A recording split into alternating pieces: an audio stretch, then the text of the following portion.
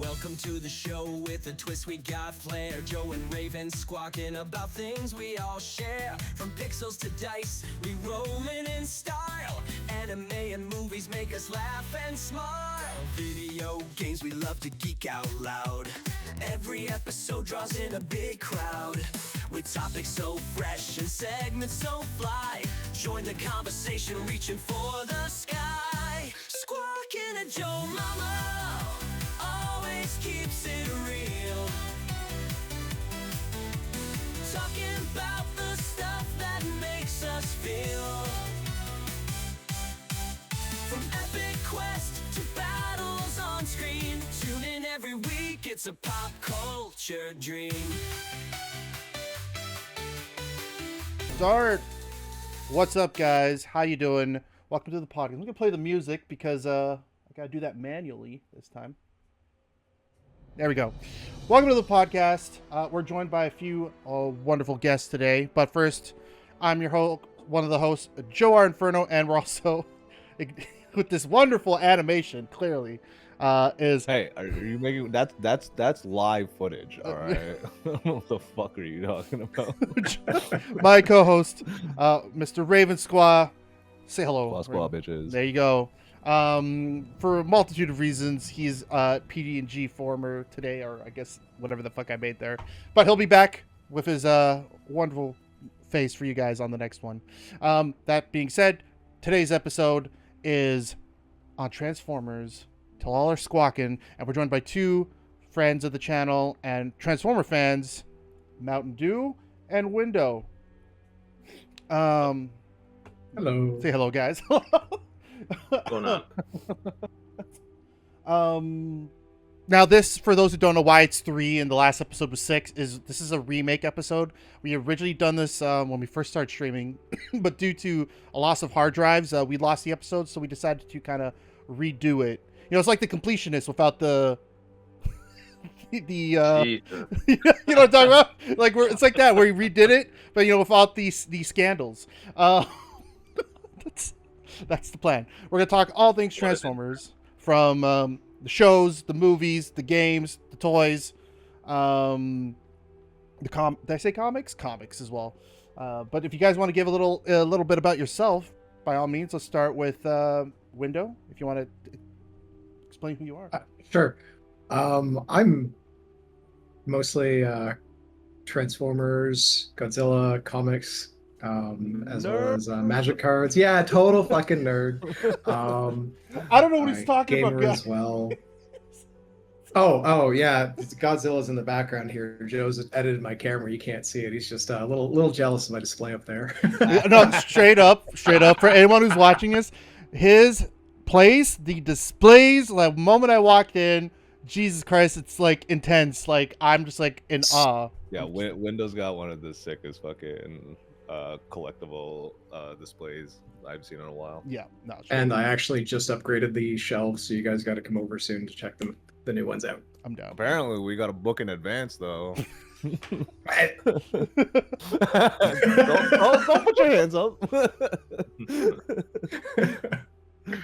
So yeah, that's me. Kind of varied interests, but Transformers, Godzilla tend to be my two main ones. You know, mechs and kaiju. What can you say? Facts. And MtnDeu? Simple thing about me is big figure collector. I think well over 20 years now. So I've got a ton of Transformers. Started with Gundams, everything got worse from there, more and more, branched into comic books, and then I started collecting comic books, and then it never stopped. It never became just one thing, and then it became Power Rangers again from when I was a child. So huge collector, been 20 years ongoing, and video games too. So yeah, basically got no money, right? That's basically where we're at. That's me. Hey.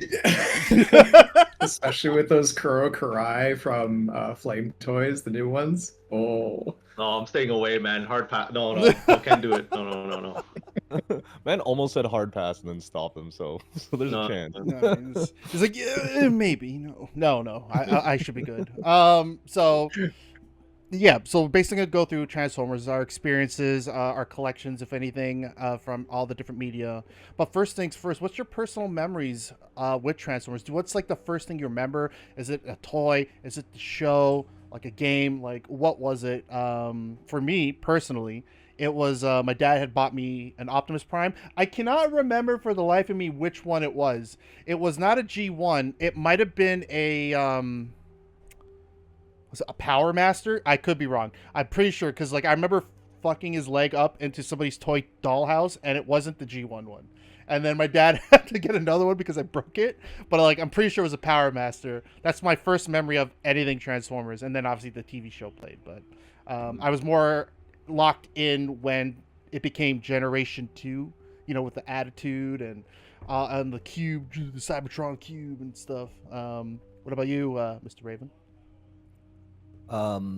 So is one of the topics that I'm not the most versed in, but my first experience is hearing robots in disguise, and then for 2 weeks straight not shutting up about that phrase, and then doing the robot immediately after saying it out loud, to a point that my dad told me to shut up and then got me into Power Rangers.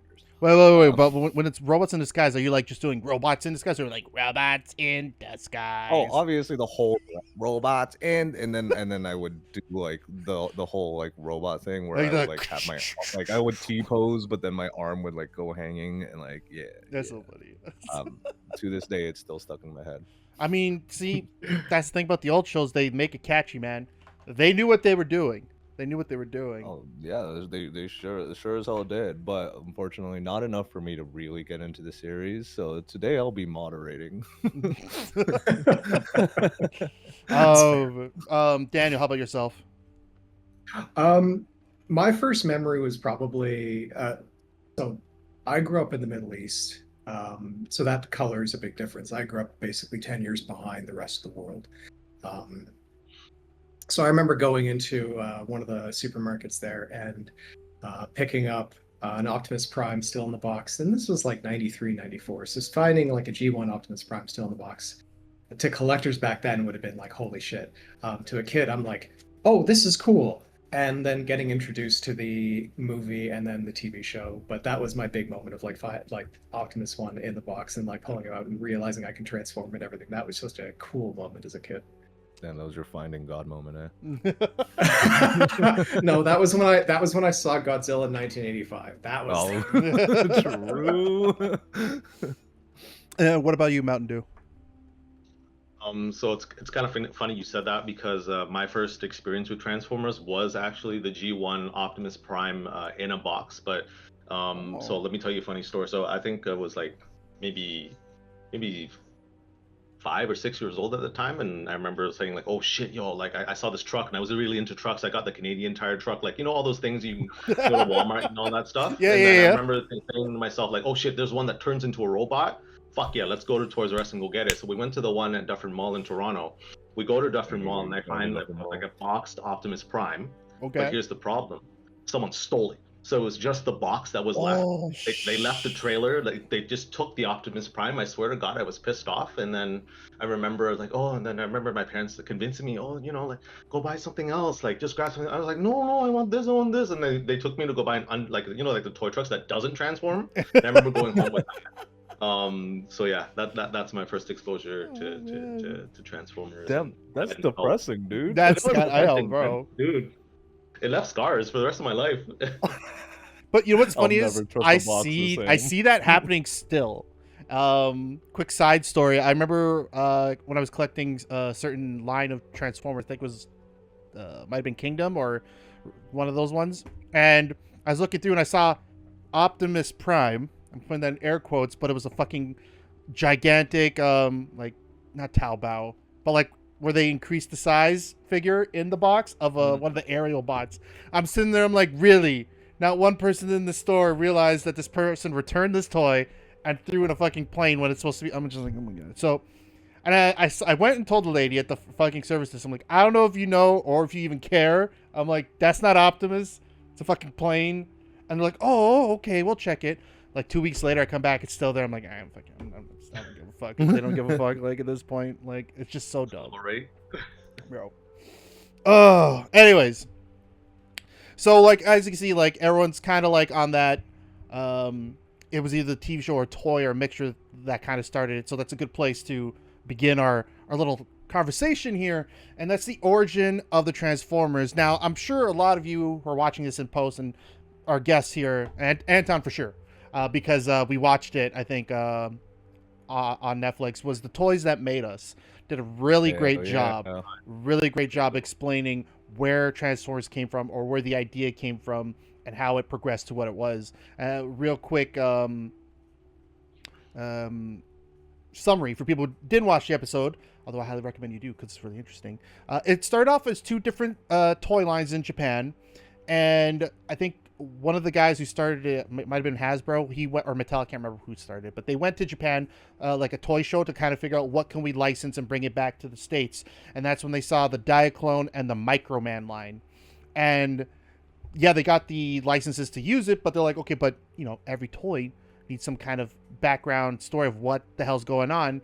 And they decided to throw it at this one poor dude from in their office to write the backstories on the characters and just create some kind of conflict between them. And he came up with the Autobots and the Decepticons, and I cannot pronounce his name. It was like Budiansky. Help me out here, guys. You know what I'm talking about, that guy? Anyways, he also did the background on the... Can you repeat that? Budiansky? Budiansky? I was like, I'm pretty sure it's something like that's his last name. But like, It's got booty in it. But he took the job because nobody else wanted to do it. And then he eventually also was like a background on the Marvel comics, which we'll dabble on a little bit later. But essentially, yeah, they created this conflict between the toys. They, you know, put the logos, they repackaged the toys, brought it over, and it came up with that fucking jingle. And they did a tie-in with the comic, with a comic as well as the TV show. They went full out with this. That's what I remember. Correct me if I'm wrong, guys. I'm pretty sure that was how they said it. The comic was originally not supposed to last as long as it did. Like, to be fair, the comic was only supposed to be 4 issues. So that, and it ended up being 80. So that was 4 issues. Yeah, it was supposed to be a 4 issue, just like intro. You remember, like Beast Wars had those mini comics that came with the figures. Yes. Yeah. Okay. It was supposed to be something similar to that back in the 80s, so pre this. But it ended up blowing up, and it became this 80-issue series. Damn. Yeah. Turned into our childhood, right? I can spell. Yep. But like they kind of did basically like a He-Man thing where they but they added a comic. But the differences here, like from, again, we'll get into this later, like they were able to do a lot of things with the comics that they weren't with the show. Got a little bit darker, really dark later on. IDW, I'm looking at you. And they added a lot of lore that the show didn't touch on that much in the comics, which eventually comes forward in other series going forward. I'm sorry, Carmi. I totally misspelled your name, but welcome on. Camry. I'm sorry. Camry? But welcome on in. You don't want to be a car? I mean, Carmi, by the way, was a part of that 4-player Magic game, just FYI. And Carmi had this one card that was like ridiculous. Anyways, that everyone kept copying. But so the toys came in and they created different characters. If anyone's ever watched the original G1 series, you'll notice there's like a shit ton of characters because there was a shit ton of toys. Some got more face time than others. Some didn't. Whether that's a detriment, I guess we can touch on here. But I think the first season did it right because although they introduced the characters, for the most part, they stuck to a core group that they always kind of circled around, and maybe occasionally they jumped to somebody random. But generally, you know, you got your Jazz, you got your Bumblebee, Ironhide, Prowl, Hound, Ratchet, 100% Ratchet. Obviously Optimus, and then obviously Decepticons was a little bit easier because they had a smaller group, more or less, than the Autobots, as far as I can remember, that they stuck with. But they had like iconic bad dudes that like stuck with you. The Soundwave turning into a tape recorder. I mean, some people watch this like, what the fuck's a tape recorder? But like it was legit the coolest thing to have it actually be the size of a tape player back in the, I guess, micro recorder back in the day, and they have little tapes that turned into shit. Like, that was the cool thing about Transformers. It was like the puzzle for children that doubled as a toy because you had to figure out how to transform it without breaking it. And some of these things are really cool on how they did it. And I have mad respect for Takara and the engineers that did that. Another thing they show in the Toys That Made Us episode, they did it out of wood first, which was really cool. Really fucking cool. Jello, welcome on in. Fan Daniel, that was the card, yes. That being said, with the first season, I don't know how much you guys remember. Again, me and Window talked about this a little off stream, but was there a design from the original cartoon that was both, like, that you guys can jump in here, best and worst designs from the original cartoon, I guess? And let's go with, you can technically go into like all the seasons if you want to that were shown in America, including the movie. But that's up to you if you want to go that far. Like my best, like I might be biased because I love dinosaurs. I thought the Dinobots were fucking fire, like straight up fire. Yeah. No matter what, because they turn into a fucking dinosaur, and then the robot modes did not look like carbon copies of each other, which was cool. Like, okay, but Rat Trap, like, kind of having his head in his ass really bothered me. Like, his whole fucking, like, his midsection would flip over, and you're like, ugh. oh, I meant I meant more so like their animation OG. design, yeah, like the animation and OG stuff. If you remember that. Okay, animation design in itself. Yeah, like toys, we To can be go into that fair- if you want to go that. Yeah, sure. But To be fair, Raven's not wrong, because if you watch the Beast Wars animation, Rat Trap's head does come out of his ass with how he transforms. You can watch it. Every single fucking time. All right, when he gets the upgrade after and he gets the wheels, that's cool as fuck. But like before, I'm not a fan. okay, no, that's fair, and that's fair. And Angry, no worries if you never watched anything, man. But if you know anything, jump in. Go on, Daniel. Best, Hound hands down was the best G1 design for me. I think they incorporated the elements of a Jeep really well into his design in robot mode. And I'm a huge fan of the Jeeps in general. Grew up driving one, so I have a soft spot for them. Hands down worst design though, Huffer. Like, the fuck. His arms are the fucking exhaust pipes. Yeah. Like, it's just such a weak design when you compare it to the rest of the Autobots. Even like the bot who's supposed to be like his pal, Braun, I think was what it was. Oh yeah. The guy gets killed so- first in the movie. If you guys remember the movie, he gets killed first. But go. Yeah. Braun, like, they were supposed to be like the set and the pair, and Huffer just had the weakest design of the pair. Braun and pretty much all of the other bots had like these solid blocky look to them, and Huffer just has these round, like, spindly arms, just like. But you know What what? is this? I will give Huffer some respect, because there was one episode where I forget what the concept, what happened, but Optimus is weak as fuck and he couldn't lift his trailer. So Huffer's like, "I'll do it for you, Prime," and then he just backs up and pulls the whole fucking trailer. And this thing's a tiny truck, and he pulls the whole fucking trailer himself. I'm like, oh, okay, like. And so Huffer's design is based on the Japanese like semi trucks, essentially, like the really small ones with the really powerful motors. So like conceptually, yeah, like it works. Design wise, it's just like, as a kid, you're just like, what the hell? And yeah, go for it. Yeah. No, it's all good. No, I was gonna say, what about you? What's your take, Mountain Dew? Oh, I think for me, it's actually a wide range of designs. So the general sports car, right? Yeah. So like the general sports car, you got Sunstreaker, Sideswipe, Yeah. Your Jazz, and those guys for me were the best design, because as a kid I remember thinking, like, that was when I learned consistency, right? I learned that, hey, if you flip the head down, pull the leg out, you both got your wings for the doors, right? I think I remember like learning like that being an element of a transformer was mind-blowing to me. So in terms of like design, I think that was really cool. It made sense, right?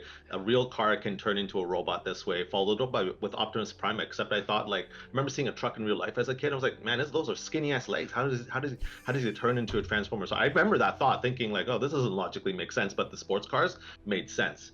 And but then speaking of sports car, I think the worst. I remember seeing it in the movie, and I thought Rodimus looked like a piece of shit. Like Jesus Oh my Christ. I remember like this sports car. Like, Wait. Rodimus dumb. or Hot Rod? There's a Oh, Hot difference. Rod. Okay, Oh, okay. Hot Rod. This was dumb.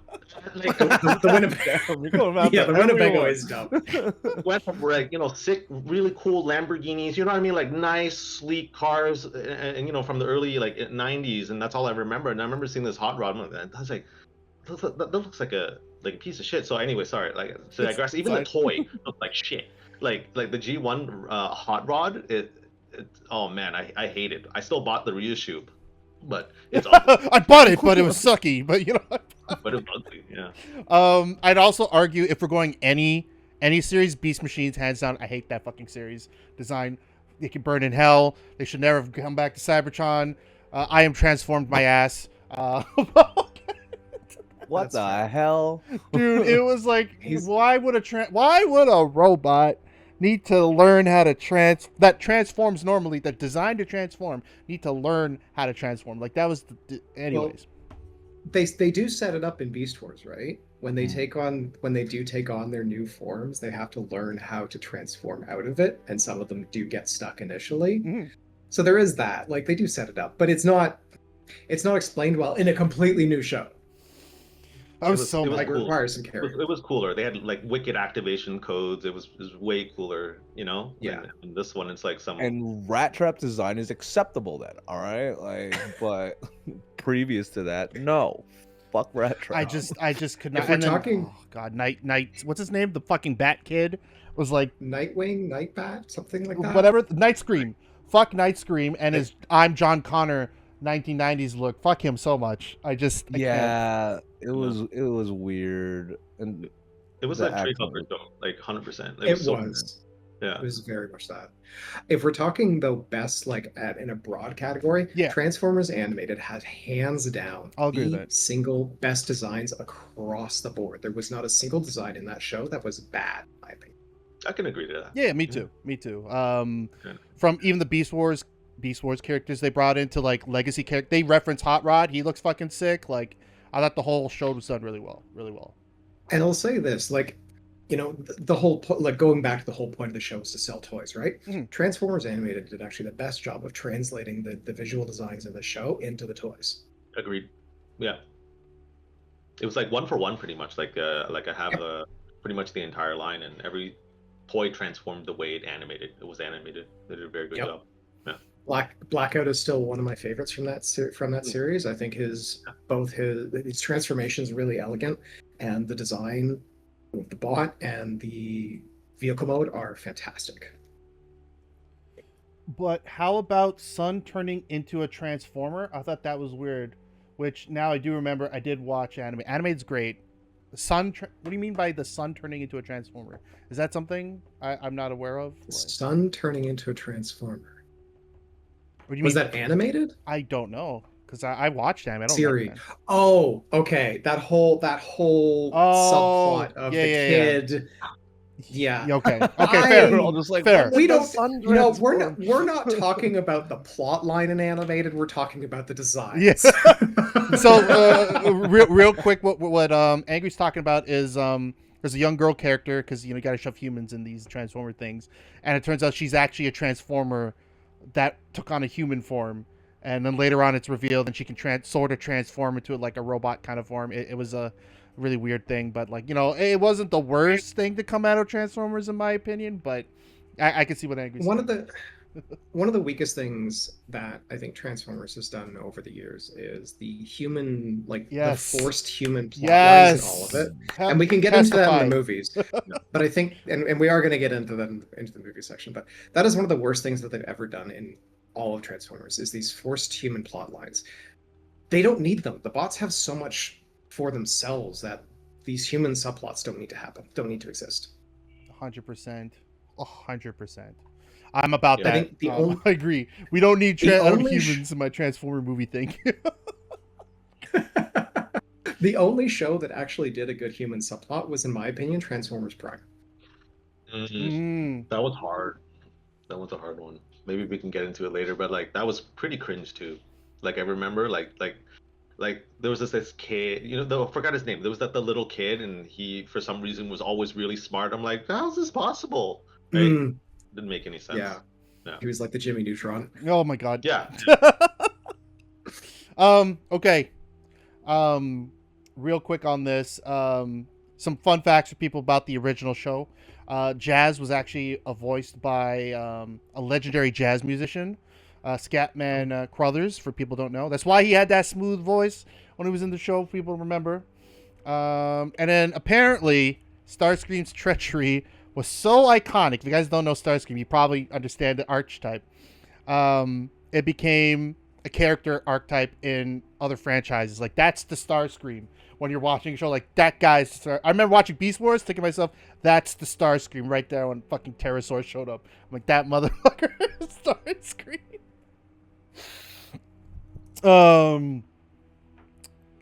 And a quick question for the crowd.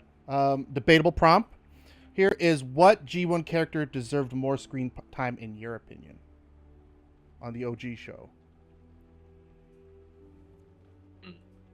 I'll open it up, but I can start if unless everyone needs a little bit more time.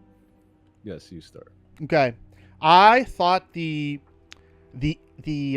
Starfire, like, he did get an episode to himself where they explained about him, but I think like they could have explored that a little bit more. Like, for those who know, Starfire was originally a Decepticon. He was best buddies with Starscream. I feel like he could have had a little bit more character development other than just like the one episode and flying people in and out. I understand the reason they took him out. Because his toy was a Macross toy, and there was like some weird copyright law, so they had to kind of like sidestep him out of the show a little bit because that reason. But if they could have, without the toy being interference, I think Skyfire would have been, or Jetfire. What the fuck was he in the show originally? I think it was Jetfire, right? Yeah. It was Skyfire, wasn't it? Yeah. Whichever his name was, he needed more more airtime, I think, because there's a lot of stuff they could have done with that. The first, I think he was the first flying Autobot, before they built the aerial bots.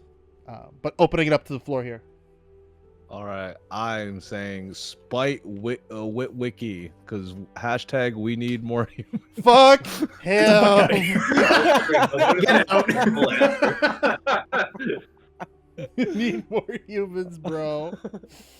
Hashtag need more human subplots. I'm joking. Oh. I don't have one, guys. Continue. Yeah. No, okay. That's a... If I... Yeah, it sounds like you want more humans. No, actually, Shockwave, in my opinion. You know I what? was gonna say the True. exact same one. True. Yeah. That With you. motherfucker was on Cybertron the whole time. He was on Cybertron the whole time, and the comics really expanded his character into actually being far more evil than Megatron. Like, way That guy, more evil whole than world, he Megatron. was fucked up. That guy. Oh, was yeah. 100%. Oh yeah, He was. depending on I think even the games, they label him kind of like a mad scientist, like doing shit. Like, for those who didn't, we're gonna. It's a later topic, but just a real quick tab. He's the reason I believe the Dinobots could turn into Dinobots because he was experimenting shit for fun. Yeah. So, Yep. Yeah, and the He's- combiner cog and all that shit Yeah. with him as well. yeah. Yeah. Yep. Okay. He's well, science not bound by ethics or morals. and he has that evil British voice, which for some reason they do British voices when someone's evil. Yeah. It's like Well, Lord, okay, Lord wow. Megatron. Look at history. That's a good segue though into the comics, which is our next topic. So Marvel started the comics. There's been different variations, different reboots from Marvel. IDW was its own publishing company, right? Correct me if I'm wrong, or was it like a subsidiary of Marvel to a degree? No, IDW was its own. Okay, Is it? so Marvel started it, and they from the 80s onwards, they were a good chunk of comics. Dropped a lot of lore in it, and then you have IDW that went hella dark, like hella dark. But the comics is where they introduced things like I think they were called laser cores before they were called sparks in the comics, as well as the whole leadership matrix of leadership before the cartoon even touched on it. They had their own version of that.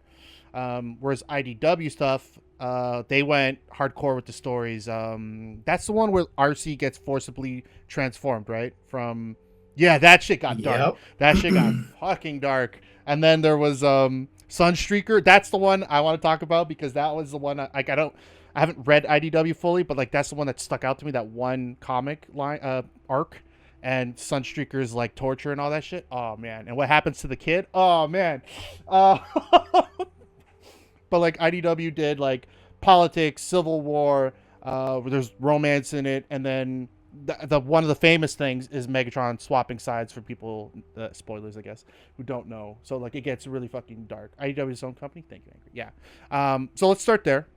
Same guy who wrote the backstories for the comics. For the characters was also asked to kind of help flesh out the comics a little bit. I don't think he had a long term there writing. I could be wrong. Don't quote me on that. But like the comics went deep. As mentioned, I don't have much experience on this. This mostly could be Window jumping off on some of the stuff he knows. But the one thing I will talk about, my, I guess, favorite comic line was they brought the headmasters into one of the storylines, and it was basically the humans captured Sunstreaker, and then they started experimenting on him to figure out how to reverse engineer Cybertronian technology, and what they came up with was melding a human with a transformer to be the head of the body for the transformer. But like the fucking scene where you see his head just kind of like wired up and like fucked up, and he's not doing so great. 100% not doing great. And then he gets paired up with a human that cares, but later on in later arcs you find out that it mentally scarred him to the point where he hates humans. He hates all humans, and he makes a deal with Starscream that once they leave Earth, Starscream and the Decepticons, Earth is theirs, and they are to kill every single human because he wants them to pay for all the pain that he dealt with. And then later you see a scene where they find, I think the kid's name is Hunter, and they find him, and another group had kidnapped him, and they did the same fucking thing they did to Sunstreaker, where they wired him up, and I was just like, holy shit. And then they mercy kill him. They just mercy kill him in the same issue, and that's how fucking dark that fucking... Oh, man. I love comics like that. Anyway. Window, please. I mean... Go for it. I mean, yeah, like the Marvel comics originally were pretty dark. Like everyone remembers issue 5, the fantastic Shockwave with All Are Dead. Mm-hmm. Like that is a classic cover. It really illustrates the dark tone Marvel was going for with their comics. But honestly, IDW outdid Marvel in every aspect. Mm. Like the writing was better, the topics were darker and more real. Like a lot of the Marvel Comics ones were, they were more detached. Like you could detach yourselves from them. They were more fantastical elements to them, so it wasn't as real and grounded. Whereas IDW was just like, no, we're just going to stick this in the real world. And I mean, that's actually translated if you're reading the new series done by IDW's sub company. That's being written by the guy who did Walking Dead. That I would really recommend starting that series because it's phenomenal. It is very grounded, but it is very dark. Mm-hmm, mm-hmm. But yeah, IDW just really took off with it. Now, in between Marvel and IDW, you did have the Dreamwave comics. Right, Dreamwave did their own. Yeah. Yeah, and Dreamwave is remembered for their designs. Dreamwave's designs were beautiful, like really beautiful. They incorporated a lot of, at the time, Japanese like robot elements. So you saw influences from like Gundam, Mazinger, etc. in a lot of the Dreamwave designs. Story-wise, honestly, Dreamwave is very forgettable. Like they didn't have any, in my opinion, really interesting arcs. It wasn't until it came back to IDW that you really got a lot of the more interesting storylines. To point on the defection of Megatron, as far as interesting plot points, it wasn't so much his defection as realizing that the Decepticons were no longer fighting for freedom. It's and this is one of the things I love, and we'll get into the politics of the IDW comics a bit here. Is they set it up so that the Autobots and Decepticons. The Decepticons originally, if you look at the fundamentals of what they're fighting for, they're the good guys. They're fighting to overthrow an authoritarian regime that has been lying to them, that has been abusing them, that has been essentially exploiting them. And the lie comes in the when you're created, this is your role in life. You are never going to move from it. That's it. And they straight up have been lying to their people for this whole time, for the exploitation and enrichment of like a top elite class, which, you know, in this day and age, very relatable. Right. And, you know, the Autobots are there as they're actually like, well, we want to change it from within. You know, we recognize that this is bad, but we want to change it from within.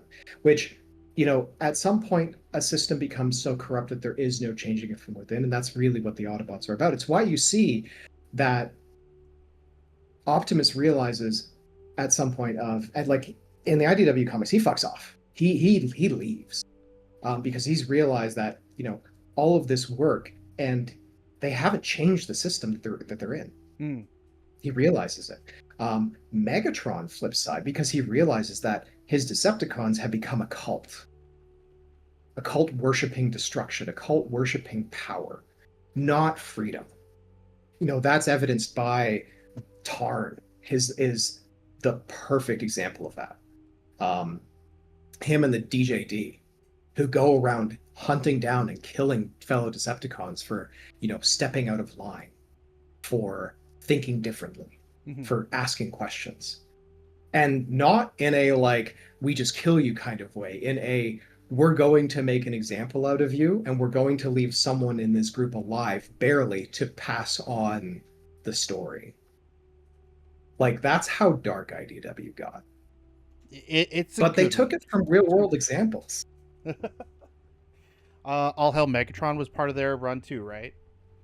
Yep. That was a good one. That was a good one. MtnDeu, thoughts on the comics? Any of the comics? That's the tough part. Like I only remember reading them like over a decade ago, but I never really got into it because I was pretty much an animation person. I have way too many hobbies. Like I said, I've been doing this for 20 years, so like I didn't like. So that's the weird part. I have the comics. Like I have like the first like 5 volumes, like, you know, the IDW collection, and like All Hail Megatron was cool, but even that was hard for me to get through because I think for me it's almost like, you know how some people have like the main character syndrome and all that stuff, but like I don't have that with myself. But it's more like when I'm reading something, if it's not Optimus speaking or if it's not Megatron speaking, I'm not really interested. I remember I got trapped into an arc where it was like all Ultra Magnus, and I was like, I'm so bored, right? And that's my honest feeling with the comics. The art is really awesome. IDW, great stuff. That's why I bought it, right? But yeah, that's my take. So I don't have much to say. Hey, you know, it's all good. It's all good. But we all have our favorite characters. Yeah. And like IDW did do that, where they like were like, we're going to take the focus away from the characters that everyone knows. That's fair. And I think that's exactly. I would really recommend getting into the new ones though. You see Optimus, but he is a main character there, but they give more screen time to characters that even in the original series, even in IDW, just never saw screen time. Sorry, and the writer's not a. Sorry, Danny, real quick. Keep going. I got to switch my laundry out real quick. Sorry. Yeah, sure. Household chores. You know, they go into the writer's not afraid to kill off characters. Like that's one thing. And like, this is the guy who wrote Walking Dead, so like that's a very like, yeah, you're gonna see characters that you know knew and beloved killed off in pretty violent fashion. But then you'll see characters that really never saw screen time. I mean, one of them that's getting screen time in the new comics is Beachcomber. Who remembers Beachcomber? I don't know that name. Yeah, what does he look like? He's a beach buggy. He turns into a beach buggy. Oh, okay, that's kind of fun. Yeah. Yep, Beachcomber. He's him and Sea Spray were two they existed. They were in the original G1 show. Yeah. Just never saw much screen time. I think Beachcomber had 1 or 2 episodes. I think Sea Spray had like 1 that he was featured in. Why are we talking about Beachcomber? I like his toy though. But why are we talking about Beachcomber? So I was saying, Beachcomber, the new Transformers comics give focus to characters who really just never even showed up, even in the IDW comics, even in the original G1 series. One of the characters being Beachcomber. He's actually taking more of a role. Do they still play him up as like a? I'm pretty sure he was like a surfer kind of mentality when in the original G1. Honestly, they play him up more as like you remember how in the IDW line, it was Thundercracker got stranded on Earth, and then found like peace, and was like, no, I don't want any of this war anymore. I'm tired of this. I just want to live peacefully. I want to have my dog, literally. And Beachcomber he embodies that. He's like, I want peace. This is a peaceful planet. I just want to live here, and Gotcha. That's it. He's a nice guy. That's good. Just chill. He's a chill guy, guys. He's the guy. He's a chill guy. I think I have a figure of him. I don't know 100%. So in terms of like plot lines and storylines, that we touched upon it earlier, the comics go into like characters like Shockwave and how like diabolical he is, and I swear to God there was one, I can't remember the character's name. I think it ended up being either one of the creature Decepticons or one of the tape Decepticons, where he was like a senator and then they decided to remove his head or some shit like that. Or maybe that was Shockwave. Ratbat. Okay. Yeah. And they forcibly like mutilated Transformers. Like that's like crazy shit, man. When I was reading this, holy fuck. And then, like I said, they mentioned Senator Ratbat. That's the one. So like I know bits and pieces. That was in the book, right? Pardon? That was in like the novel as well, like Senator Ratbat doing all that shit. I remember. Yeah. He self-mutilated because he wanted to hide because of all the bad shit he did. There you go. The batshit crazy things he did. I see what you did there. There's also, I should mention it, BotCon also had their own line of like BotCon specific comics that either were like additions to stories that exist, or I don't know if they were their own thing, but I know a lot of times they tried to follow up on other series. And one of the ones I specifically remember, is probably the last topic on comics for me, is Transformers Universe. And it was a 4-issue series that brought back Optimus Primal from the end of Beast Machines, turned him back into regular Optimus Primal, which I was like, yes.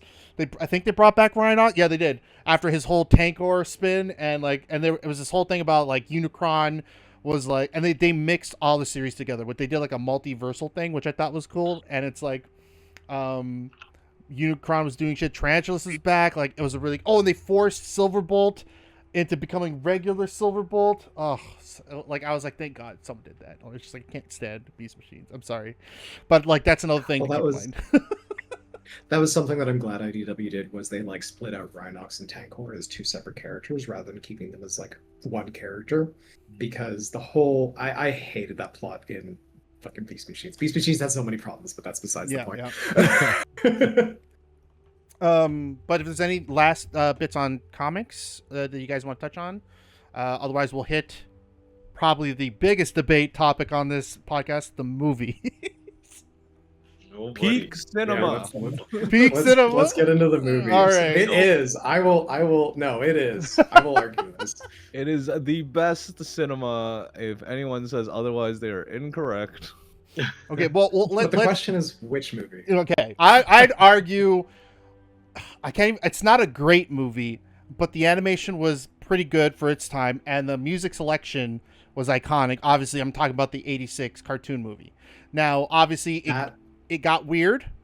It got weird. I mean, that fucking planet. But they also added little bits of lore to it, which then come into play with the other, including the Michael Bay movies. That comes into play there. But like, I still thought it was okay. But there was certain things like that first scene on Earth when they attack Autobot City. Fantastic. The music, Stan Bush. Now, Stan Bush, Vince DiCola, that soundtrack had no right to be that good. But did it have problems? Yeah, I fucking hated. Obviously, Optimus traumatizing children for years to come, dying, and then fucking everyone not blaming Hot Rod enough because it's his fault he died, and fuck you, Hot Rod. But I'd say like Yeah, they have. I sorry, and then They have. and then Wheelie, and then Spike's son. Like I don't need no humans. Hashtag no more humans. We don't need more humans. Okay. In this. So like let's start off with like the problems of Optimus dying, which Optimus dying actually had this whole knock-on effect on all of the kids movies being made at the time. So you remember Land Before Time. Of course. Yeah. Everyone remembers Land Before Time. And how traumatic the opening to that was. Mm-hmm. And then you have Transformers and Optimus dying. G.I. Joe the movie was the next one to come out, and they rewrote the script and re-recorded voice and didn't even edit the movie properly afterwards Gotta to keep the money not low. kill Duke. Because the backlash from parents over that, like that's how impactful Optimus's death was. That they rewrote the script, re-recorded voice work for the G.I. Joe movie to not kill Duke. Yeah.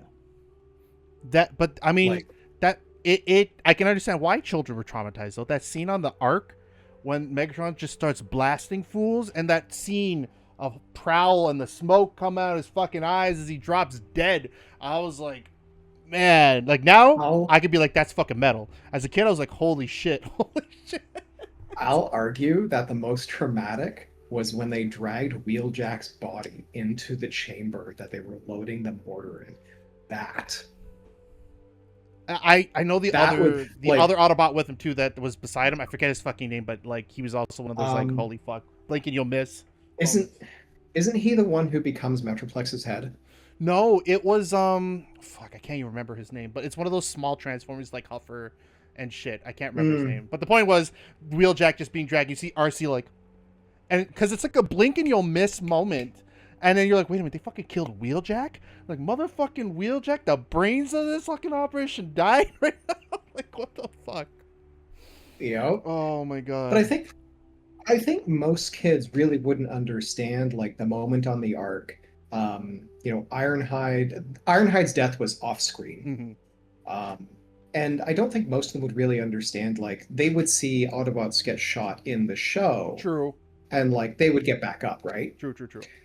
The first time you see a dead body of an Autobot was RC pulling Wheeljack in. But it probably didn't really register for kids at the time until they have Optimus on the table and you see him flatline. That's fair. And it's like, Reading. that's very clear, like, to a kid of like, oh, he's dead. And you know what's interesting about that scene, now that you mention it, and you mentioned the Wheeljack scene, is Optimus turns gray when he dies, right? Like he's dead. Yeah. But if you look at Wheeljack's body and that other guy who I can't remember, they're not gray yet. So that might have been the out that the writers gave themselves. If they're like, oh, they're not dead, guys. They just need to be repaired. I mean, we can talk about animation inconsistency in that movie till the cows come home. Fair, that's fair. But like to your point, like Ultra Magnus gets blown into pieces, but he's fine afterwards. So like that's the same. I get what you're saying. Like it wasn't until Optimus like straight up like, I guess you could argue Starscream because there wasn't anything to rebuild him of other than his feet after he was blown up. But like there was only two clear deaths in that movie. One being Optimus, like which hit home because they built it up, and then Starscream gone. You can't fix that. He's fucking dust. But great fucking scene, by the way. Great fucking death. If there was a greatest death, there was that. When Galvatron came in and just fried him. Oh, fucking love it. Also, Leonard Nimoy as Galvatron's voice actor, like, spot on with that. Yeah. I mean, Orson Welles is cool, but they had to morph his voice because he was so sick at the time, which is unfortunate. Yeah. And he didn't even give a. I think that he phoned it in because he's like, yeah, I'm playing a toy that destroys other toys. I think was the line he said, something like that. Yeah. He was so uninterested in it. But it was its first of its kind, and then we got 3D animation in the works, and we finally. I remember when they announced it when I was in high school that the technology had reached a point with 3D animation that they could do a live action Transformer movie, and they were aiming for it to be out with a couple years later. And then you get Michael Bay's Transformers. Go for it, Raven. Go for it. Your favorite movie. Go. Hands up. Everyone stand up. Say it with your chest. The best of cinema. I will don't even throw believe it. things at you. I'm trying, I'm trying. It's too difficult. If you say that again, I will grab Liz's car and drive down there and smack you. Honestly, Daniel, all right, Window, I would love to see you. It's been quite some time, bro. It's like you're slapping him. So how's everything? Pretty good.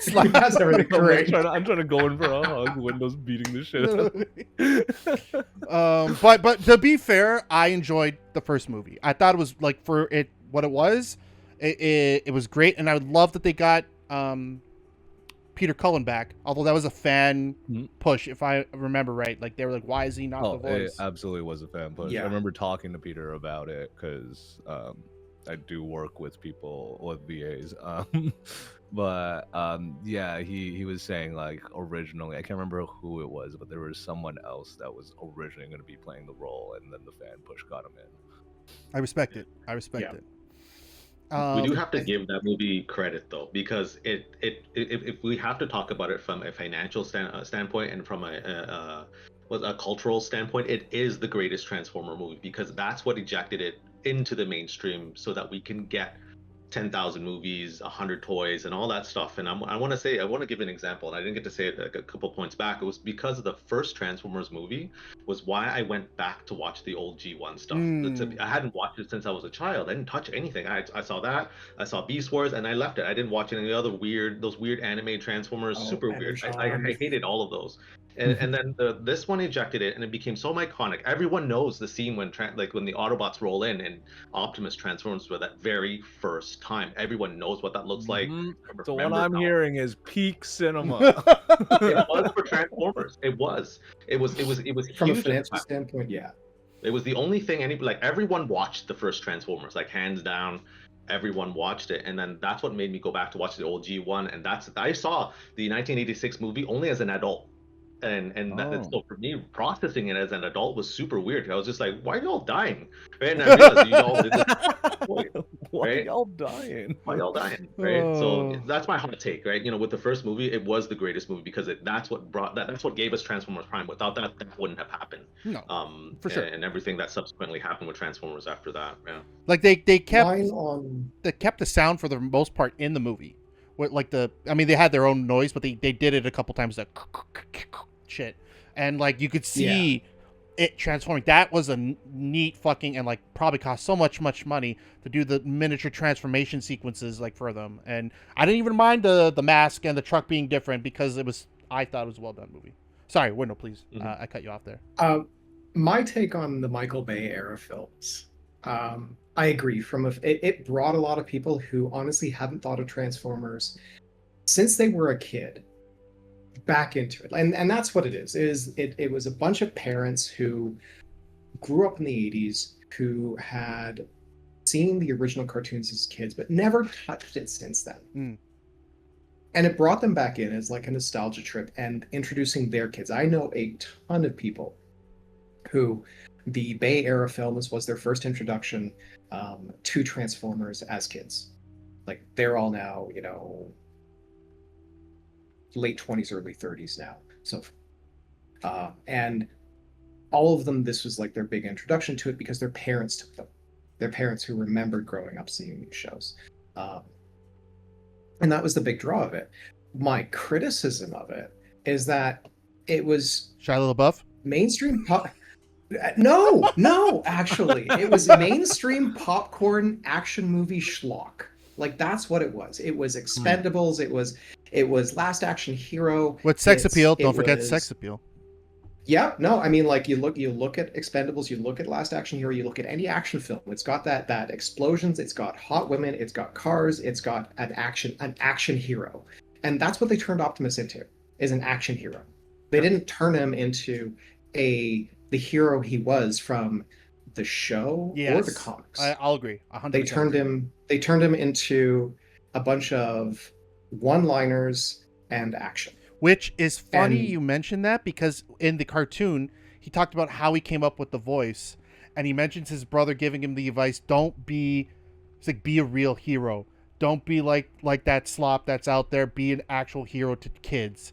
And what did they do? Exactly what Window said. They made him into one of those fucking slop action heroes. Like, Well, he has a line in the third movie where it's like, "I will kill you." dude, Like, don't get he me literally started. I was like, who wrote Literally. this shit? Like, He says that. oh my god, die. And Like, I'm gonna take it back to the comics for a second here, because if you go read the new series, there is this beautiful and honestly heartbreaking scene in the first issue of the new series where Optimus is walking out his first time on Earth after waking up from the Ark, and he steps on a deer. Like, he has no idea about the flora and fauna on this planet, and he steps on a deer and kills it. And the animation in this comic is so good that the look on his face, even with the mask, you can see he's crushed. a deer, Like, yes. he realizes he's accidentally killed a life and ended a life, completely innocent life that had no say or anything in it. And like, that's the hero we need. Yeah. That's Optimus. The "I will kill you" Optimus is, what the fuck is this? Are you saying Topic. Optimus crushed a deer and then immediately after going, "That's the hero we need"? He was crushed by it. He was like, Yes, the deer Oh, was fuck, what crushed did I by. do? No, I'm kidding. I'm gonna stop at that joke. I'm gonna stop at that joke. No. Obviously, you get the point. Yeah, Like, no. the point isn't But- that he crushed the deer; it's the resulting factor of. All right. yeah.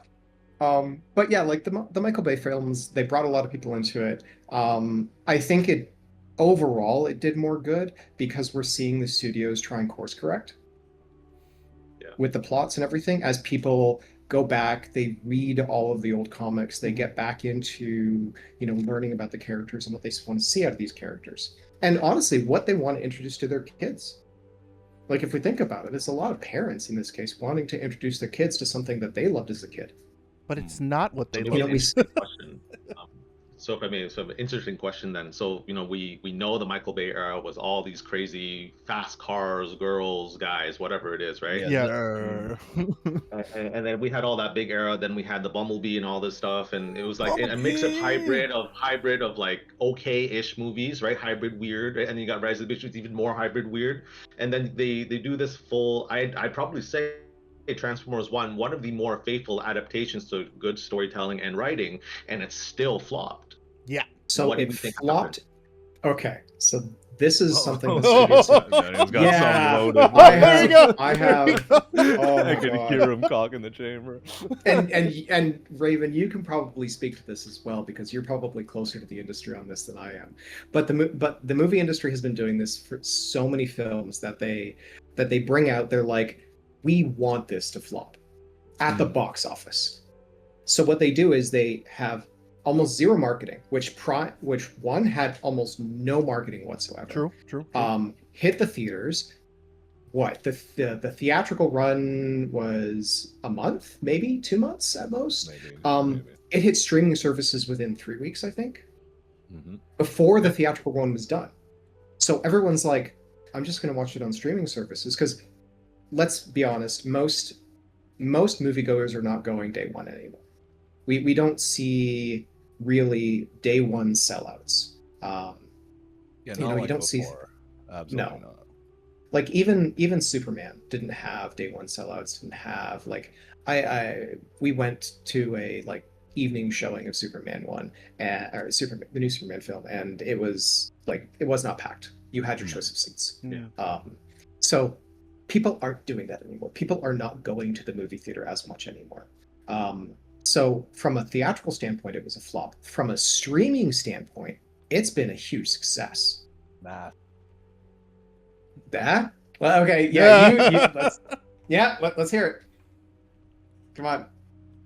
No, I said massive.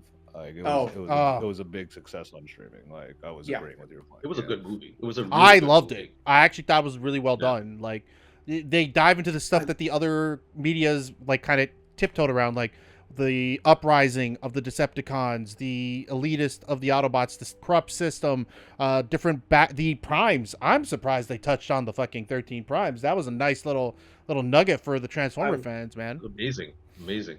And I love they brought all the comic lore into it. And Steve Buscemi, as Starscream. that was bro. That was a great fucking choice. And then when they crushed his like throat a bit, and he had the Starscream voice, I was like, that's good. It's like, like I will say, and they kept true to Optimus being like he wants to be he's like a unintentional soldier, but he still wants the side of peace. He let Megatron, and spoilers, I guess, he lets Megatron, kind of walk away because of their friends back in the day. Like, it's such a good show or good movie, and like it's sad that it didn't get the marketing like you said like it did, because I didn't even know the fucking movie was coming out till my friends like, are we watching this? I'm like, what are you talking about? I'm like, wait, whoa, there's a Transformer movie? I'm like, yeah, okay, let's go watch it. Like, fuck. I think it's a now tough they want to thing bring when like we've established a Bayverse, and then now we're trying to finally serve the people who want to see a full live action Transformers, and unfortunately the audience isn't there, which was a good call for them to put less into marketing. But obviously, you guys as proper fans, not proper fans, that's a rude way of saying it, as like long-term fans, unfortunately get the short end of the stick, right? Well, like I have a couple friends who like aren't Transformers fans, but they've got like young kids, like between 3 and 12. And most of them have like they love the Transformers one film. They're not Transformers fan, but their kids love it because it's like there's actual plot, there's story, there's characters that are really likable, and they're not just action heroes. They're teaching like there's actually a lot elements of like moral teachings in there. Mm-hmm. And the moral quandaries that we do run into as adults. And putting into a more digestible form for kids. Like that's a big part of, when you're watching cartoons as a kid. They all had like we remember Mr. Rogers, of Mr. course. Dress Up, etc., etc., etc. And even the Transformers shows have that. So having it in movie format, same deal. Like these are designed for kids. Yes, adults can sit in enjoyment because honestly, the plot points do get complex enough that we can actually like be like, oh, that's pretty deep, but not to the point that a kid can't grasp some of the basic elements. And did you notice? Did you notice, Raven? No humans. There was no fucking humans in that movie. Bring back humans. Because like you go back to the Babe movies, they all had fucking humans, and they were focusing on the humans fighting these giant alien robots that for some reason, with all their technology, couldn't stop these humans. And I'm sitting there like, why? And then I don't know which one it was. It might have. Fuck. The focus wasn't on the humans. Bring Sam Witwicky back. Hashtag bring Michaela Baines back. The focus was never on the humans fighting the robots. The focus was always on how hot can we make this car look with the girl looking over the hood. That was always and the focus. One of the other things the amount of go on. The amount of Michael Bay shots of like the legs up over the car, and it just like legs up over car, lens flare out of fucking nowhere. Yep. The way it was shot, even how you couldn't even tell. Michael. You couldn't even tell like what robot was who because they were so similar at a certain point. They might have been just recycling CG animations. Then you had that one scene where the girl stands up to Megatron and she's yelling at Megatron. This tiny human is yelling at Megatron, and he listens to her like. He could listen to her, but he should swat her like the fly that she is, then go fuck off with that Prime guy that betrayed everybody. I don't even remember. Try not to hurt children in movies. I'm just saying, like, what the fuck, Michael Bay? Like, and then Bumblebee, that first 10 minutes on fucking Cybertron. Give me more of that. Good. And then they did in Transformers 1, but they didn't fucking market it. But anyways, that's my take on the movies right now. It's just like, and then they betrayed us, man. Like what happened was that they gave us Bumblebee had that Cybertron scene. The rest of the movie was pretty decent. It's not bad, right? Yep. Like the Transformers, it was a fresh take. It was like the, I don't know how else to say it. It's the Michael Bay without the Bay in it. It was like there was just enough of it. It was human. It was enough robot elements, and then they betrayed us with Rise of the Beast. Like yes, like they Michael Bay'd that formula, shit. They fucked it up. They didn't know what they were doing, and then not only they brought in the Beast War characters for the first time, and they didn't know what they were doing with it. And then I think what happened here was a combination of marketing. Window, I agree with you. The marketing was the part of the problem, but I think there was also brand dissolution that happened with Rise of the Beast. Like you went out and you watched. It was a bad movie. Agreed. With bad character development. Agreed. And I think there was brand damage because of that. That led to Transformers One's demise, unfortunately. And then now they're going back to Michael Bay, as far as I'm aware. Yep. I was going to say that they've announced that they're bringing Michael Bay back for the next Transformers movie, and I think that's a huge mistake. Agreed. I think it's smart, bring back the Bayverse. I'm joking. I mean, I know you're joking. There are people out there who want it. They want their last action hero. It goes back to the first point you make, Window, when we first got onto this topic, where they very much just made it into a popcorn flick. But to start off and getting people exposed to the Transformers universe, I don't think it was originally an issue. I think it's an issue now that we are going back to Michael Bay. And obviously we've gotten a taste, or you guys have gotten a taste as Transformers fans, of what a good potential live action could be. The mistakes are adding up again, and unfortunately, sucks to suck for you guys, but we're getting a Bayverse again. I just want to point out that Bumblebee too. Yeah, like they had Haley Steinfeld. Was it Haley Steinfeld? Yes. Haley Steinfeld. Yeah. Big name, recognizable, all this stuff, and they dropped the ball with what? Like I don't understand why they did that. Like not losing B and that, we don't want humans. So that was a nice interaction though. That was like a very humbling interaction, right? Hashtag bring humans back. It wasn't the focus. They just dabbled it, but it was mostly like if they were doing humans, it was like a one-on-one like thing with her and B.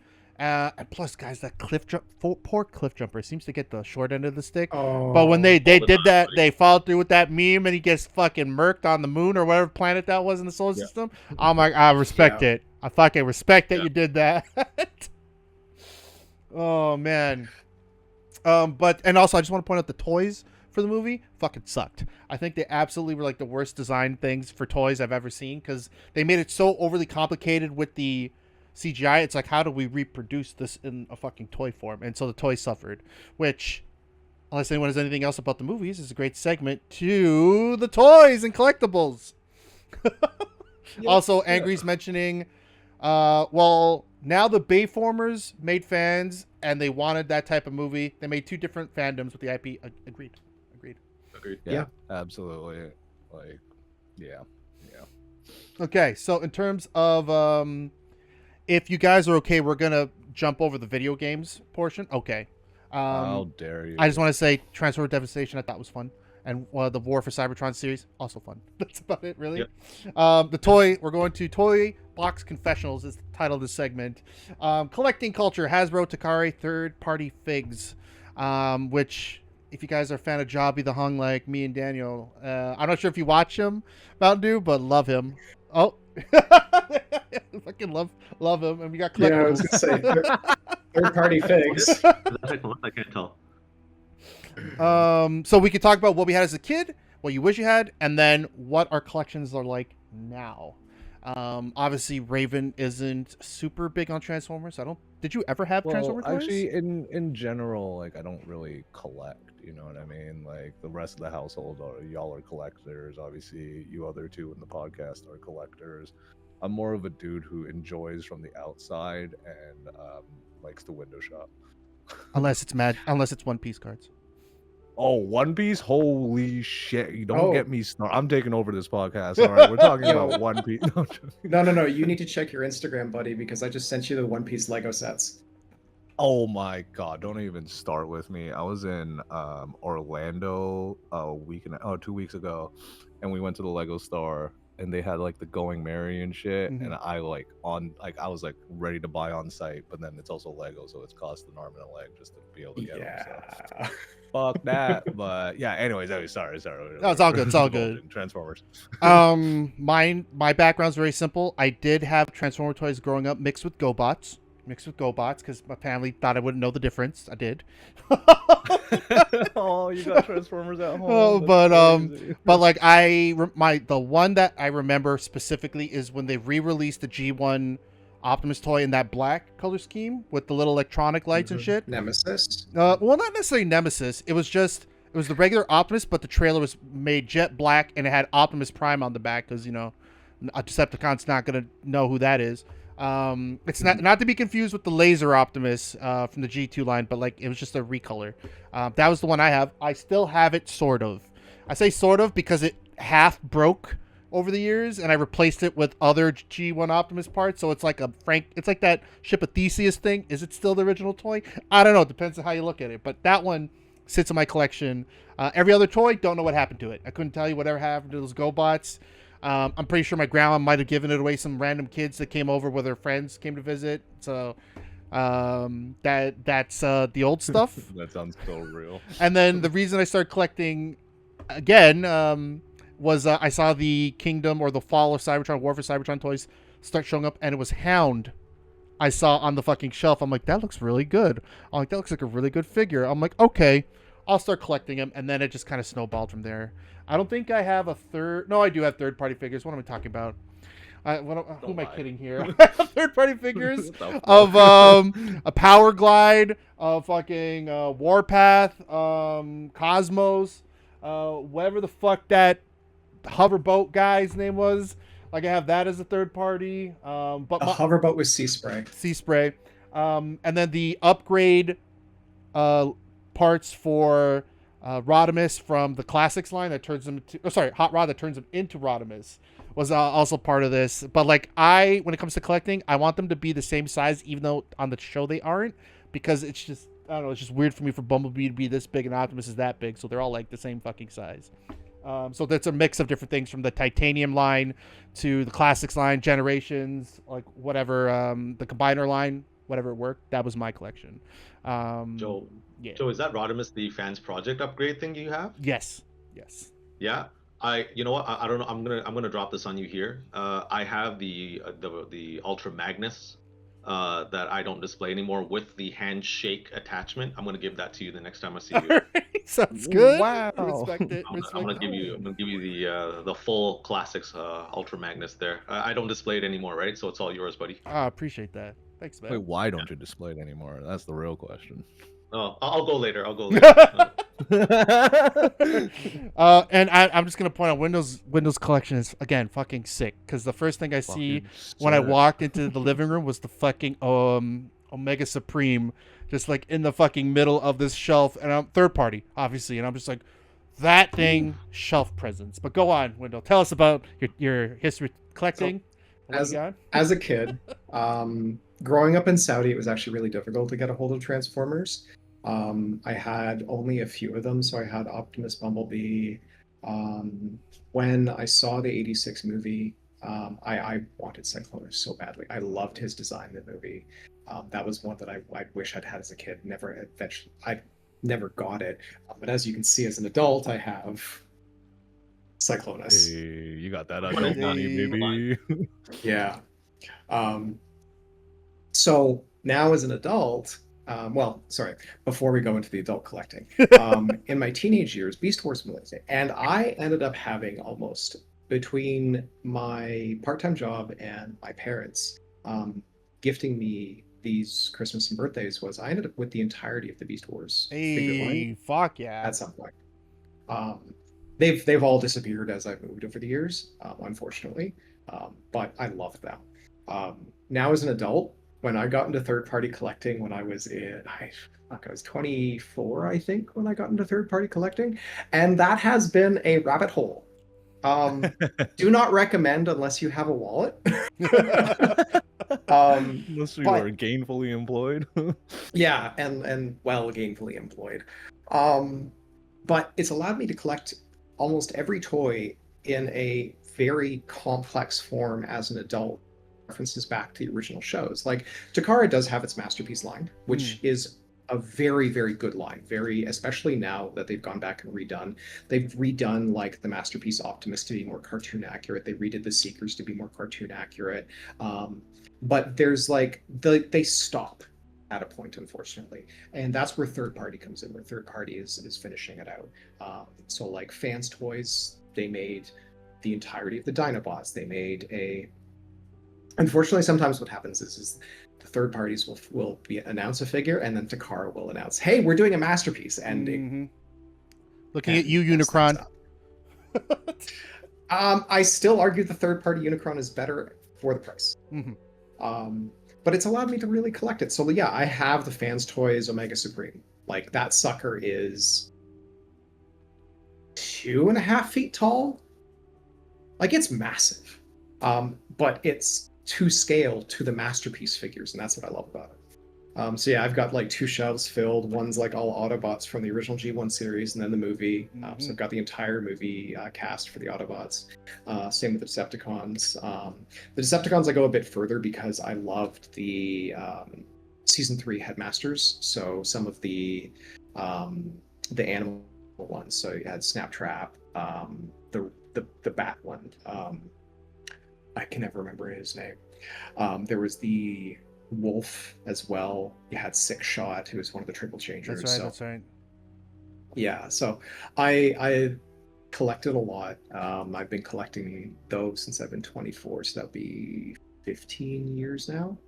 And he's added those Beast Wars ones that came out. Yeah, so I now have. So unfortunately, Transart Toys is now belly up. Oh, I learned.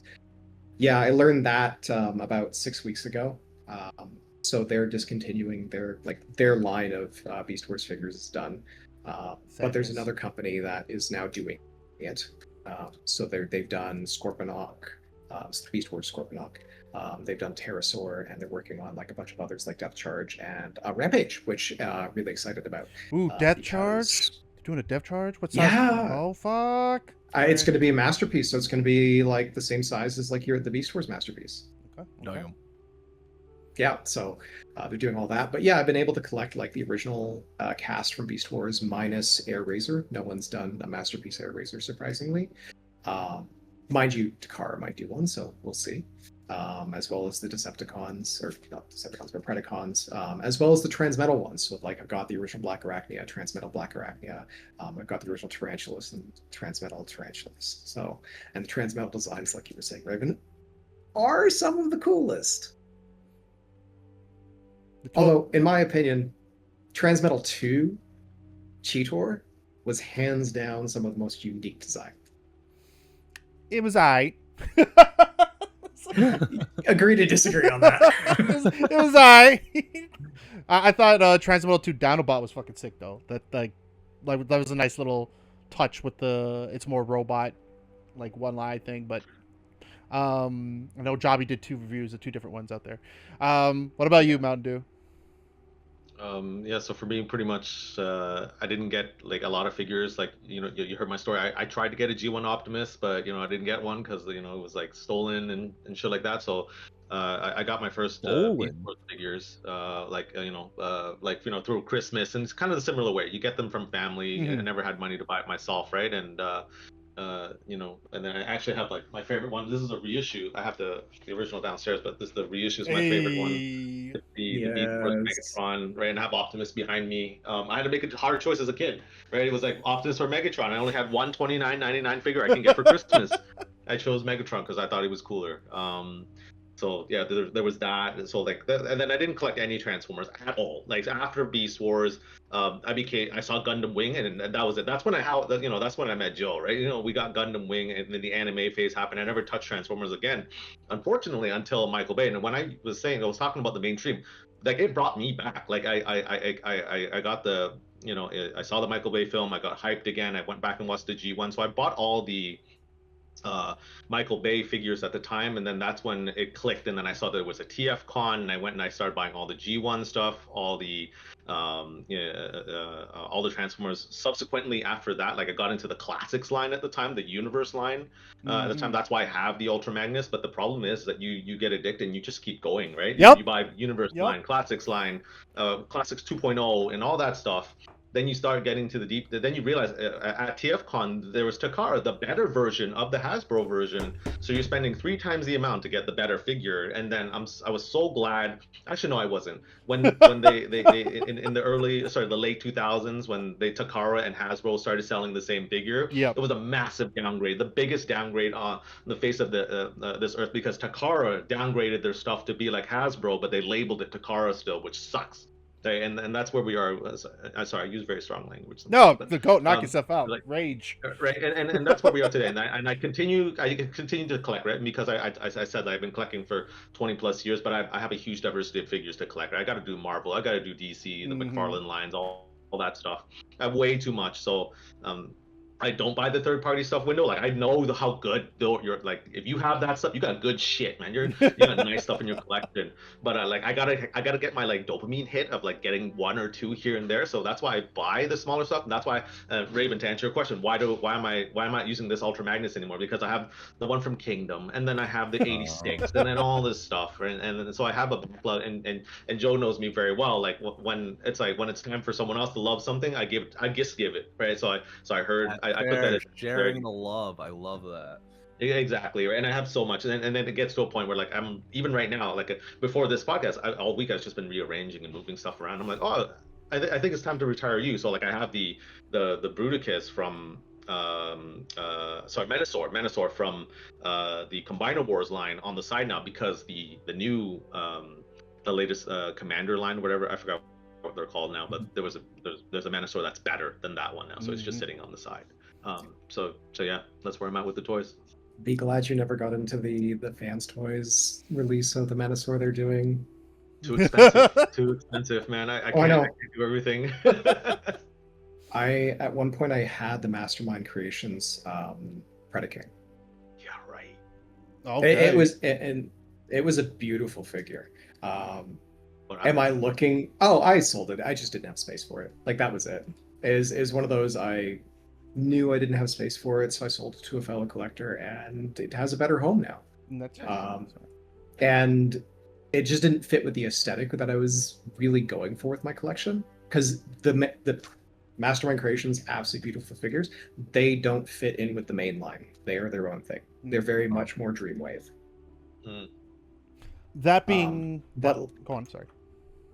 I was gonna say, but if you're looking for like expensive ones that are really well built, like I said, Flame Toys, their Kura Karai line, but they're doing kits now, Joe.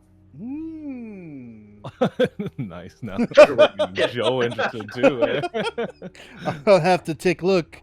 I'm pretty sure one of my friends in the community who was just in chat, Zayu, might have touched on some Flame Toy stuff, but I'll have to talk to him later. But I'm open to it, depending on which ones they are, you know. That's yeah. I was gonna say, it's all of the ones they've done. They've actually released them as kits. Okay, gotcha. That being said, we'll do a quick game here, because I know, and Raven, if you gotta leave when you gotta leave, and we'll try to finish this off. I got 5 more minutes before I gotta run out of here. So. Okay.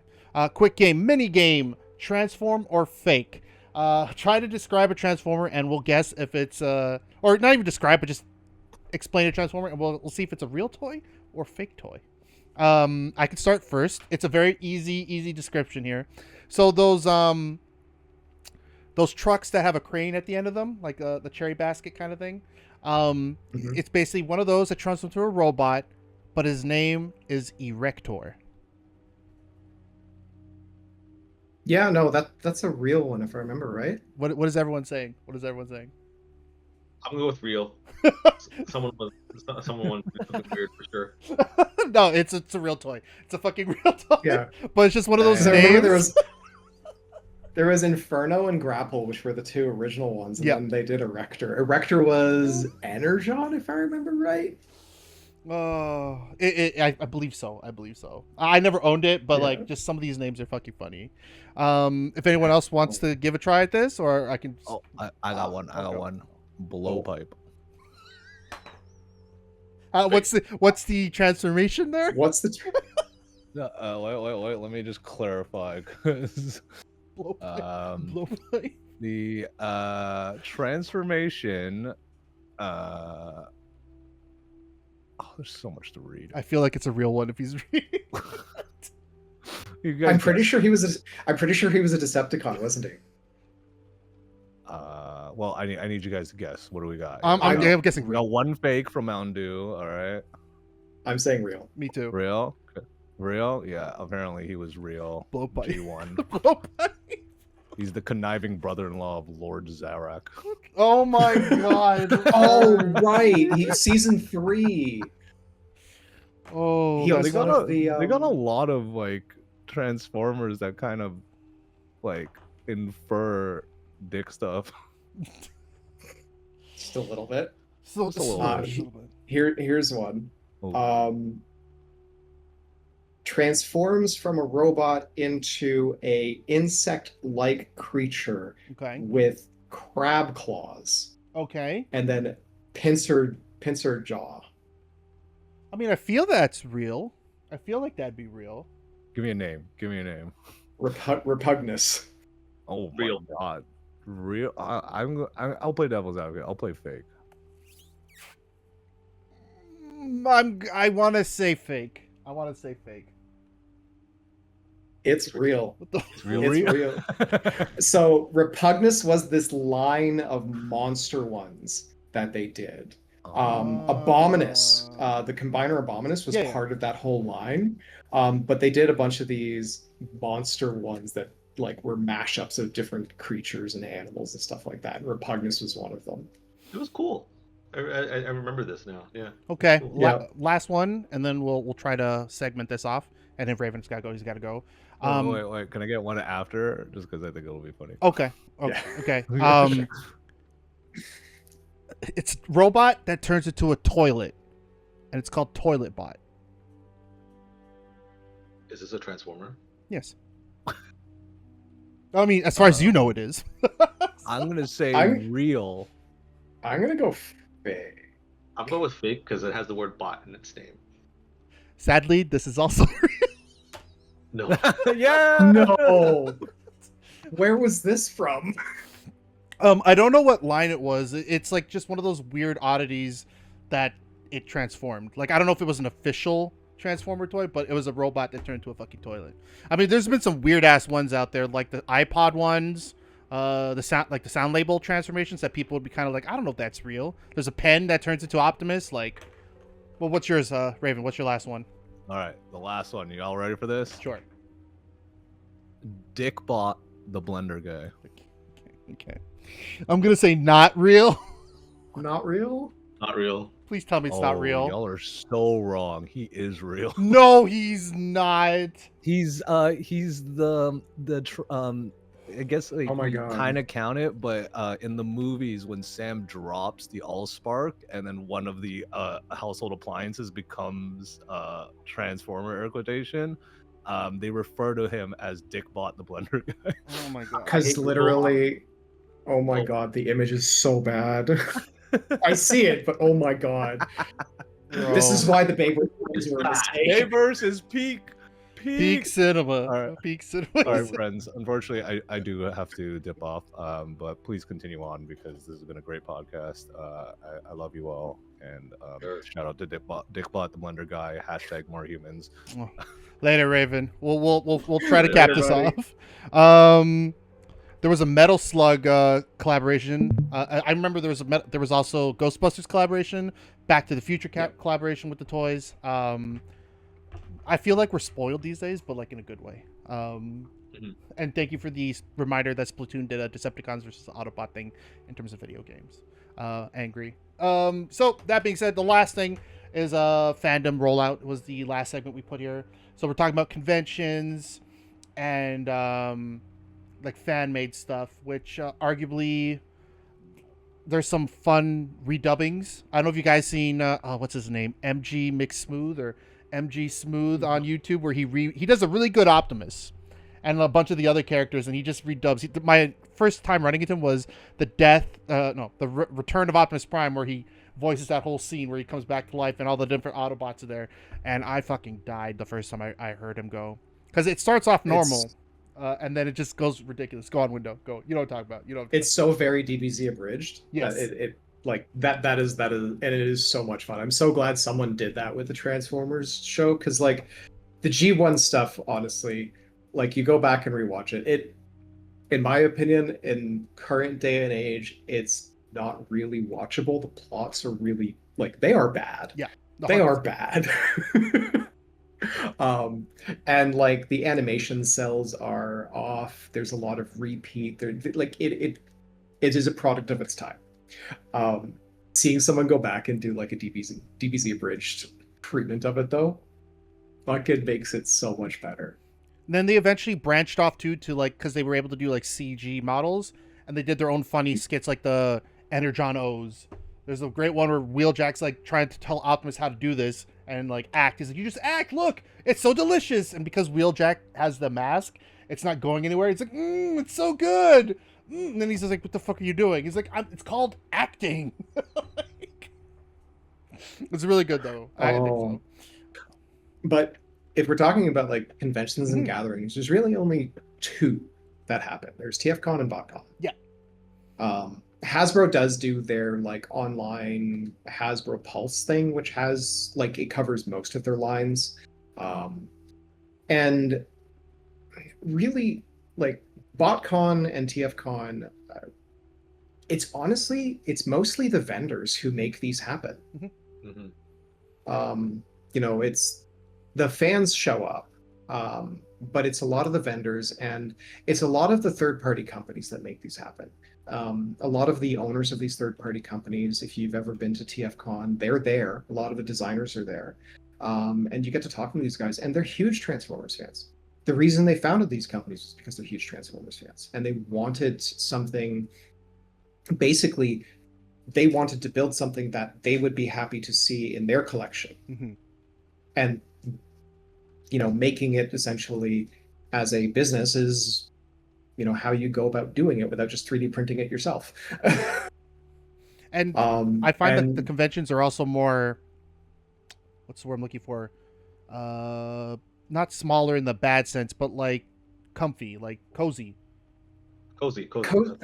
Yeah. Cozy's a good word. TFCon has outgrown where they hosted here in Toronto. Wait, is it not at the Meadowvale anymore? Did they move? It's still at the Meadowvale. Okay.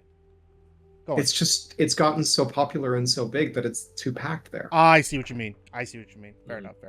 That's the issue. Like you go in there and, you know, I don't know if you've seen the videos of Fan Expo this weekend. Oh, but, yeah. You know, when you go to TFCon now, it's similar to that as far as like as per square footage people in the space. It is that. That's crazy. Because I remember being able to like it was a smooth walk everywhere, no problem. Like, damn. That's crazy. Yeah, Gary Chalk in the hallway, you know, a little picture with him back in the day was easy. It was free. Yeah.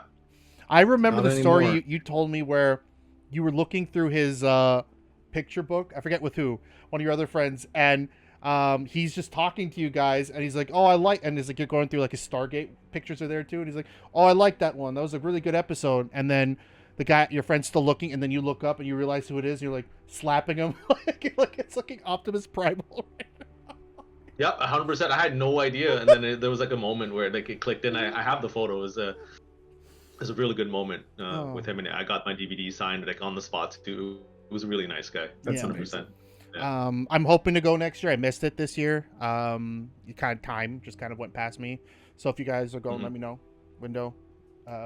Yeah, even for a day, like if it's just a day, I'm down for that kind of thing. I usually go. I mean, it's like a 5-minute drive for me, but I also go and usually help. So I know personally 2 of the big vendors there.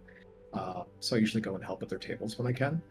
Because honestly, that's the biggest thing is like with how packed it's gotten, managing those tables becomes like a big issue.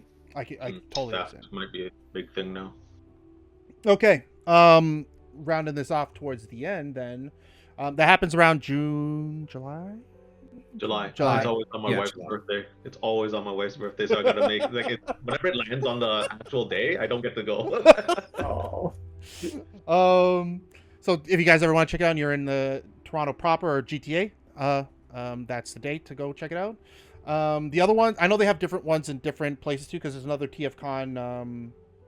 Because Jobby the Hung went to that one. I can't remember the other ones. TFCon Chicago and TFCon I know there's one in California. I think it's LA. I feel like it's LA. That would make the most sense. So definitely check them out. And then BotCon never had the pleasure going, so I couldn't discuss it. But as long as it's fun, that's what counts. Yeah, they used to have better BotCon exclusives. I remember like early 2000s, you had the box sets came with a storyline. Yep. Absolute insanity. So like I feel something's happened. Like sorry, I don't know if this is like really off in a tangent, but something's happened to Transformers in the last decade or so, where like the effort that comes out of what Hasbro's doing, third party absolutely killing it, but what Hasbro and Takara have been doing have been complete just it's almost like a lack of like love anymore into those lines. I just wanted to share that, For sure. Third party makes I'm agreeing with you, Windows. Like third party makes conventions. They bring the exclusives that everyone cares about. It's just a weird thing now with BotCon. It's not as big as it used to be, I think. No, a big part of it is because Hasbro, like most of the vendors go to TFCon versus BotCon. BotCon years ago took a really hard line stance against third party, basically banning them. What? So that's why TFCon has continued, because TFCon allows it, because TFCon's not officially associated with Hasbro or Takara, whereas BotCon is. So BotCon was forced, I want to say it was 08, 09 or so. Might have been a couple years later, but they were basically they kicked out all of the third-party vendors. If any table had third-party on it, they kicked them out of the convention. It was a huge thing that year, and it basically ostracized most of the community. So BotCon has definitely fallen off, and I think that was the start of it. I see. But then Hasbro and Takara never stepped in to fill that space. And you see Hasbro Pulse, where they're offering exclusives through that, and it's like they're all mid. They're all mid, and they're all expensive as hell. HasLab too, right? Like that's the same thing where like they have to. Yeah, that's crazy. I think that's crazy. Like I think it was crazy. It took that long to get. Like I know there's the trilogy, and they had a Unicron toy for that, but to get an official like massive big ass Unicron, it took them to do crowdfunding. I guess that's what that was, kind of, just to get that fucking out. Not just that, but the fact that the third party one transforms better and has better engineering and is less expensive. Mm-hmm. Like that's wild. But that's on Hasbro, and Hasbro, if you look at their financials, the only thing that's actually making money for them is Magic right now. The rest of their lines are flagging, and it shows that it's because it requires effort, because they have competition out there that can make a better product. And they're not stepping up. Let's be honest, Takara was the real brains behind the toys, because when they in the toys that made us, going back to that real quick, they gave the keys, air quote, to Hasbro to make their own, and they fucked it up. They came up with like non-transforming Transformer toys, and it's just like, what the fuck did you think? How did this work? Like, and then Takara had to come back for Beast Wars. So like 100%, like Hasbro doesn't know what the fuck they're doing, I guess is what I'm saying. And backpedaling, or back to the topic on communities and stuff, I want to just add that Cybertron.ca, wonderful people. Yep. If you're looking to buy locally and exchange locally, I've had nothing but good experiences. So for those that are, again, local to GTA, I mean, some people do ship outside of it if you're outside of the area, but like if you're local, you can generally meet up with these people. They have fair prices, and they keep, obviously as collectors, they take very good care of the toys that they're selling to you or trading with you. Just want to shout that out, because like that website, mad respect to that website, or that forum, I guess is what I want to add. Great community there. I'll shout out TFW 2005. They're more international, but you'll find a lot of Canadians on there. I'll shout out a few of the vendors here, if you don't mind, Joe. Yeah, go for it. You've got ages 3 and up out in Vancouver, so if anyone here is out in Vancouver, stop in at their shop. They've also got a warehouse, but the owner, Boris, great guy. They are a fantastic and well-priced. Mm-hmm. Like, they are not like overpricing things. In Toronto, you've got Madhouse Collectibles. They're a smaller shop, but they've been around for just as long. Eric's the owner, and fantastic, awesome service. And even like, if there's a special figure that he might not have at his website, email him and ask. Like, he's worked with me on figures of getting them in, so he's a great resource there. down in the US, you've got what damn it, I'm blanking on the name of the company right now. It's not Chosen Prime. It's is not it? TF. I think it's TCP, Chosen Prime. Yeah. They're really solid, and they will work with you. But like again, if you're in Canada, definitely Aegis 300 Matt has collectibles are the two like go-to ones for I'm you pretty guys. sure they also do Gundam for my Gundam fans out there. Just putting that out there because I'm pretty sure I bought from them at one point. Yeah, Aegis 3 and Up does do Gundam now. They do have. I know most websites now are pushing the like you have to pay up front even if the pre-order is like 6 months a year away. Aegis 3 and Up does offer the pay when it comes in option, so it's very nice. We'll go on Mountain Dew. Or you have any thing you want to shout out? No, I was just complimenting Windows like plug. That was amazing. Yeah. Nice. I also had a great experience with Chosen Prime when he was at TFCon before. Like, solid like person sponsor as well at the time. We'll fast forward this a little bit too, and we'll end off with each one of us name your personal top Transformer. Could be from a cartoon, a comic, or the game version. You be specific on which one. Is it okay? Go first. Go first, Mountain Dew. Oh, I'm sorry. Go first, Window, then Mountain Dew. I was like, it's just kind of fun. It's Cyclonus. Mountain Dew? He's the old, like out of my collection, the only one I brought out. Oh, Mountain Dew. Go for it. Oh yeah, sure. Specifically David K's Megatron. Like you saw the toy, but it was just like his like every rendition of his toy. Actually, so I'm gonna say all of them because like from the original OG line to the Takara repaint, I have that one too. To the Kingdom and to the Masterpiece line, probably the best Transformer I have in my collection right now. Yeah. Arguably for me, I'm probably biased on this. It's my original Optimus only because he die-cast metal, guys. The original toys, I don't think we talked about that, had die-cast metal. If you threw that shit, like someone was getting hurt. It solid fucking obviously like depending on how rough you are, but like it how many years it lasted and it's still here. The only problem I had was with the legs because I kept doing the transformation like this. And just, when I wasn't even transforming, just fucking around with it, and I fucked up the legs. But otherwise, this thing was in perfect condition. And mad respect to the guy who created Takara for creating that mold of that toy and design. But like it for me is like the Transformer toy because when you transform it, it looks like a truck. Like Mountain Dew said, it looks like a fucking truck when you transform it, and then you could see it like turn into a robot. Like, yes. Did you have a? Yeah. Go for it. I was gonna say, Joe, did you buy the relink version? I did. I did. I fucking did. But I couldn't like forswear my original. Like it's still in the box. It's right on the shelf up here. But like I love what they did with that. And I thought about if there was a way I could jury rig the gun, but they're a little too different. And I didn't want to fuck it up and then not be able to have none. I want to have two right now, but I did 100%. I wish they would do a Megatron one, but they'll never do a gun one ever again. Unfortunate.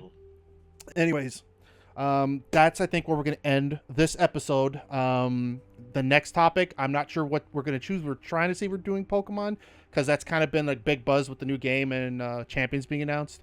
But I want to thank our well, he's not here. I want to thank the co-host, Raven, who's not here right now. He'll be back and physically on camera for the next time. I want to thank Window and Mountain Dew for taking the time out to talk all things Transformers today.